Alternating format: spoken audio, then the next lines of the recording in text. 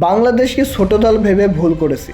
টাইগারদের বিপক্ষে লজ্জাজনকভাবে হেরে গিয়ে ম্যাচ শেষে উপস্থাপকের প্রশ্নে এই কি বললেন আফগানিস্তানের অধিনায়ক রশিদ খান। দর্শক, এশিয়া কাপের সুপার ফোরে ওঠার গুরুত্বপূর্ণ ম্যাচে নির্ধারিত 20 ওভারে 154 রান সংগ্রহ করে টাইগাররা। দলের হয়ে সর্বোচ্চ 52 রান করেন ওপেনার তানজিদ তামিম।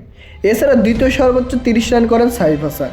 আর 155 রান করতে নেমে তারা ইনিংসের প্রথম বলেই নাসুম আহমেদের বোলিংয়ে উইকেট বিলিয়ে দেয় আফগান ওপেনার সাদিকুল আহাদ। এরপর তাসকিন আহমেদ, মুস্তাফিজুর রহমান এবং রিশাদ হোসেনের অগ্নিঝরা বোলিংয়ে ড্রেসিং রুমে যাওয়ার প্রতিযোগিতা করে আফগান ব্যাটাররা। টাইগারদের বোলিং তাণ্ডবের সামনে রীতিমতো অসহায় হয়ে আত্মসমর্পণ করে রশিদ খানের দল।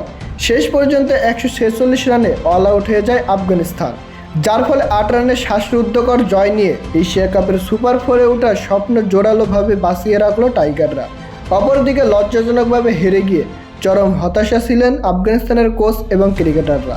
আর ম্যাচ শেষে উপস্থাপকের প্রশ্নে আফগান অধিনায়ক রশিদ খান বললেন, বাংলাদেশকে ছোট দল ভেবে ভুল করেছি। বাংলাদেশ ব্যাটে বলে দুর্দান্ত পারফর্ম করেছে, তবে পরের ম্যাচে শ্রীলঙ্কার বিপক্ষে লজ্জাজনকভাবে হারিয়ে সুপার ফোরে আমরাই যাব। তো প্রিয় দর্শক, আপনাদের কি মনে হয় সুপার ফোরে কোন কোন দল খেলবে তা জানিয়ে দিন আমাদের কমেন্ট বক্সে।